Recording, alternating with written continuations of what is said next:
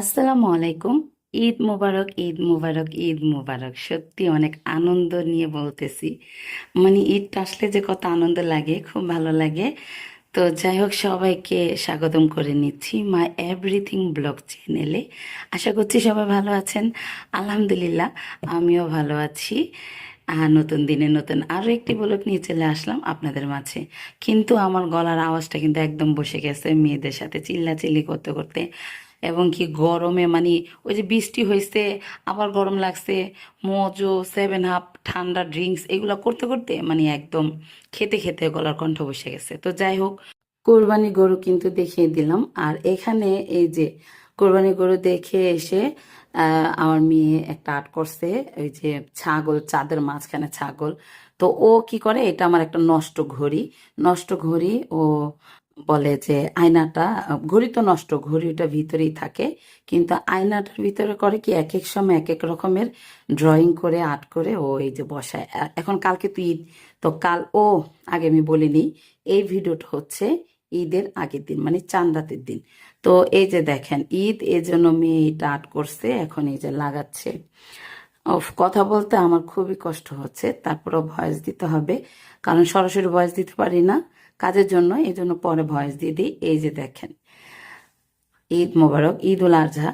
তো এই যে দেখেন, আমার খুব ভালো লাগে, ও এক এক সময় এক এক লুক দেয়। এর আগে ছিল একটা গ্রামীণ দৃশ্য। তো এই যে এখন আবার দিচ্ছে ঈদের, কুরবানি ঈদের, এই যে ছাগল চাঁদের মাঝখানে। তো এটাও ভালো লাগতেছে, বলতেছে আম্মু ঈদ চলে গেলে আবার নতুন আরেকটা দিব। তো এইখানে এই যে রাত্রে ফ্রিজ বন্ধ করছি দুপুর বেলা। আর এই যে রাত্রে দেখেন, সবাই তো ফ্রিজ পরিষ্কার করে ফেলছেন আপনারা, আর আমি এই যে ঈদের আগের দিন রাত্রে করি। মানে আমার একদম খেয়াল ছিল না যে ফ্রিজটা পরিষ্কার করতে হবে। আমার 10:30 শিফটি ফ্রিজ, ছোট একটা ফ্রিজ, কিন্তু আমার এক ফ্যামিলির হয়ে যায়। এই যে আমি পরিষ্কার করে ফেলছি, পরিষ্কার করে এখন ভিডিওতে একটু তুলে ধরলাম।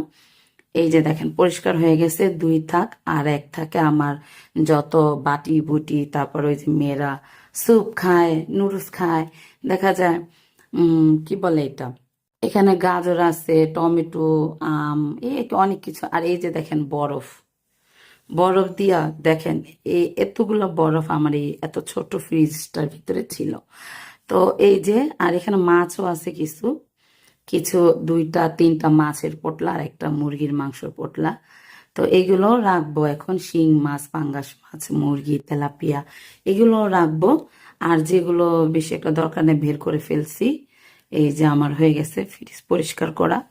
আর এখান দিয়ে ওই যে মিনি খালি ম্যাও ম্যাও ম্যাও করে ডাকতেছে আমাকে, আমি যেন ওকে কিছু দেই, এর জন্য।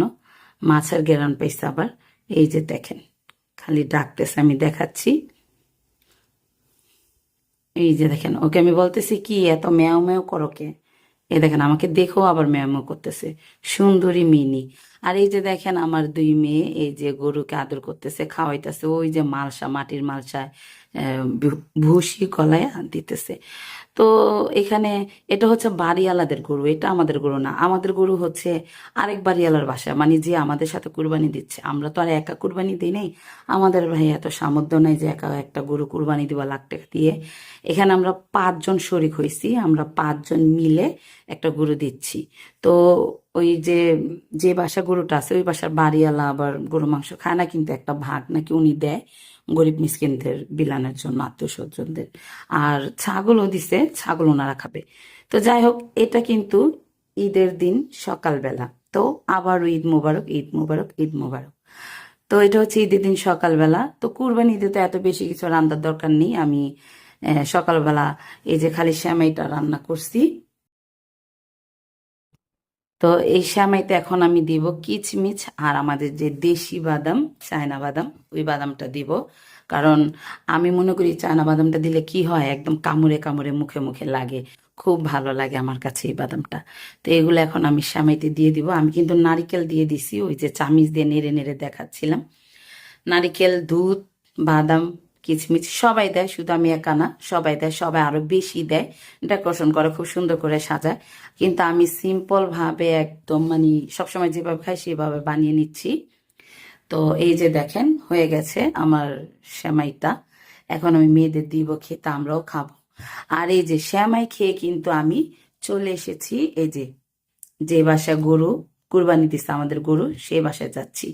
ভাই ফোন দিছে, ভাই ফোন দিয়ে বলতেছে যে ব্যাগ নিয়ে আয়, এখানে তো গরু বানানো হয়ে গেছে আর কিছু বাকি আছে। তো আমি গেছি, যাওয়ার পরে এই যে দেখলাম এই যে ওনারা এখনো কোবাইতেছে হাড্ডি গুলো আর কি, হাড্ডি মাথা এগুলো কোবাবে। কিন্তু তিল্লি ফ্যাপসা কলিজা ইনটেক মাংস যেটা একদম ফ্রেশ মাংস ওইগুলো হয়ে গেছে। তো আমার ভাই আমাকে এখানে প্রায় 15-16 কেজির মতো ফ্রেশ মাংস ও আমাকে রিক্সা উঠাই দিল, বলল যে তুই বাসায় চলে যা, আমি এগুলা নিয়ে আসতেছি।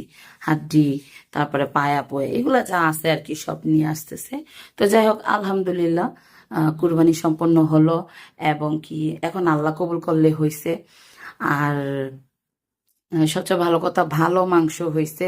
এখন মা একা তো আর খেতে নাই, কুরবানির মাংস সবসময় 3 ভাগ করতে হয়, আত্মীয় স্বজনের জন্য, গরিব মিসকিনদের জন্য, নিজের জন্য। তো এই নিয়তটা আমার সবসময় সঠিক এবং কি আমি ঠিক রাখি, 3 ভাগে করি। তো এই যে দেখেন, নিচে হাড্ডিগুলো ছিল আর ওই যে ইনটেক মাংসগুলো ছিল। তো আমি কিন্তু এই পেগেট করছি, কাকে কাকে দিব, অনেক মানুষকে দিয়েও ফেলছি অলরেডি, ফ্রিজে নিজের জন্য রাখছি। আর এই যে দেখেন, তার মাঝে মানে ফাঁকে ফাঁকে আমি রান্নাও করছি। এই যে দেখেন, গরুর মাংস এখানে রান্না করছি প্রায় 4 কেজির মতো। আর এই যে খিচুড়িটাও রান্না করছি। তো ভিডিওটা আজকের মতো আমি এখানেই শেষ করছি। আসসালামু আলাইকুম।